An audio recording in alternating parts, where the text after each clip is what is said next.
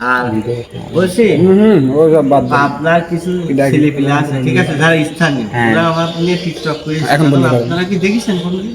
না। হ্যালো কাছের মানুষজন, কি অবস্থা সবার? সবাই কেমন আছেন? আশা করি সবাই ভালো আছেন।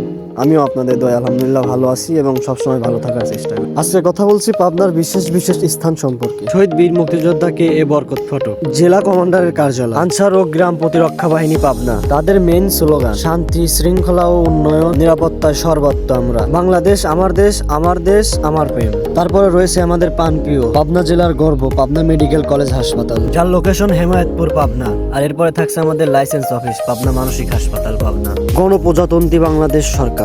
পাবনা শহর থেকে প্রায় 3 কিলোমিটার দূরে হেমায়েতপুর ইউনিয়নে 1957 সালে পাবনা শহরের শীতলাই জমিদার বাড়ির তৎকালীন পাবনা জেলার civil surgeon doctor Mohammad Hossain Ganguly এই হাসপাতাল প্রতিষ্ঠান করেন। প্রতিষ্ঠার বছরে এই হাসপাতালের কার্যক্রম শুরু হয়। প্রথম বছরে এই হাসপাতালে মানসিক রোগী ভর্তি হয় 80 জন। পাবনা জেলা শহর থেকে 5 কিলোমিটার দূরে সদর উপজেলা হেমায়েতপুর ইউনিয়নে হেমায়েতপুর গ্রামে হাসপাতালের জন্য 111.25 একর জমি অধিগ্রহণ করে হাসপাতালের নির্মাণের কার্যক্রম শুরু হয়। নির্মাণ কাজ শেষ হয় 1959 সালে। তার মধ্যে 30 একর জমি পাবনা মেডিকেল কলেজ হাসপাতালকে হস্তান্তর করা হয়েছে। অধিকাংশ জমি ছিল পাবনার আধ্যাত্মিক সাধক ঠাকুর অনুকূল চন্দ্রের। প্রাথমিক পর্যায়ে শয্যা সংখ্যা ছিল 60। পরে 1966 সালে দফার শয্যা সংখ্যা বাড়িয়ে 150টি ও পরে 200টি করা হয়। বর্তমান হাসপাতালের 19টি ওয়ার্ডের মধ্যে 5টি নারীদের রোগীদের জন্য বরাদ্দ করা হয়। বাকি 14টি ওয়ার্ডের পুরুষ রোগী ভর্তি আছে। মোট সংখ্যা 350টি, 150টি পেইং, তার মধ্যে 30টি উন্নয়ন খাত। হাসপাতালের দ্বিতীয় তলার ভবন, বহির্বিভাগ, প্রশাসন ভাগ, ওষুধ সংরক্ষণ ভবন, মালামাল সংরক্ষণ ভবন, রান্নাঘর, ধোপাঘর, বিনোদন বিভাগ, সিনেমা হল, হস্তশিল্প ভবন, তাঁত শিল্প ভবন, কর্মকর্তা কর্মচারীদের আবাসিক ভবন ও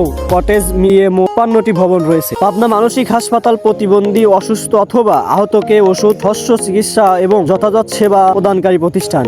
এটি বাংলাদেশের একমাত্র মানসিক হাসপাতাল। পাবনা মানসিক হাসপাতালে সরকার অনুমোদিত একটি জনকল্যাণ সংস্থা রয়েছে। রোগী সুস্থ হওয়ার পর তাদের নিজ বাড়িতে পৌঁছানোর খরচ ওই সংস্থা বহন করে। জীবনের রক্ষাকারী ওষুধপত্র ওই সংস্থা সরবরাহ করে থাকে। এছাড়াও হাসপাতালে থাকা অবস্থায় সক্ষম রোগীদের চাকরি বা কাজের ব্যবস্থা ওই সংস্থাটি করে থাকে। পাবনা মানসিক হাসপাতাল। রোগীদের কক্ষে গান শোনার জন্য প্রতিটি কক্ষেই সাউন্ড সিস্টেমের ব্যবস্থা রয়েছে। রয়েছে টেলিভিশন দেখার সুবিধা। এছাড়াও হাসপাতালের চারপাশে নজরদারিতে রাখার জন্য 107টি ক্লোজড সার্কিট ক্যামেরা লাগানো হয়েছে। লোডশেডিং এর সময় হাসপাতালে যাতে অন্ধকার না থাকে সেজন্য 48টি সোলার বাতি স্থাপন করা হয়েছে। প্রতিটি ওয়ার্ডে 2টি করে সোলার লাইট লাগানোর পরিকল্পনা রয়েছে। রোগীদের জন্য একটি লাইব্রেরি তৈরি করা হয়েছে। নারীদের সুন্দর অবকাশের জন্য একটি পার্ক তৈরি করা হয়েছে। তাছাড়া ইডোর রোগীদের জন্য হাতের কাজ শেখানো হয় ও পত্রিকা পড়ানো হয়। এরপরে থাকছে আরেকটা নামকরা প্রতিষ্ঠান, শ্রী অনুকূল চন্দ্রের সৎসঙ্গ অর্থাৎ আশ্রমাগার, বাংলায় যাকে বলা হয় বৃদ্ধাশ্রম।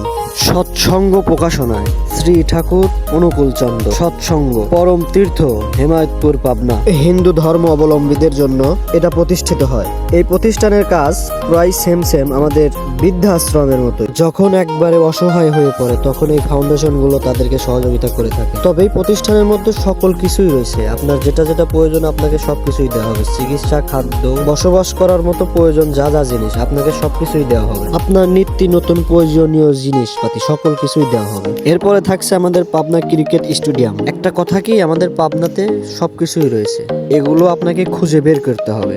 আসলে মূলত এগুলো ব্রিটিশ পিরিয়ডে করা। খাওয়া দাওয়ার জন্য গিয়েছিলাম কাশবন চাইনিজ রেস্টুরেন্টে।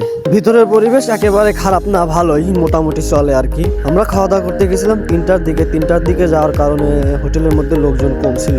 চাইনিজ রেস্টুরেন্টে গিয়েছি, বলো কি ভাব না দেখালে হয়, তাই মেনু কার্ডটা দেখে নিচ্ছি যে কি অবস্থা, কত দূর আছে। আর যাই হোক, দেখা টাকার পরেই তো আমাদের জন্য 2 বালতি খাবার নিয়ে আসছে। দেখি 2জন খাইতে পারি না কি, খাওয়া দাওয়া করতেছি। খাবারের স্বাদের কথা আর কি বলবো, পেটে খুব ক্ষুধা। আগে খাওয়া দাওয়া করি, পরে রিভিউ করি। স্বাদ করবে না? সেই স্বাদ।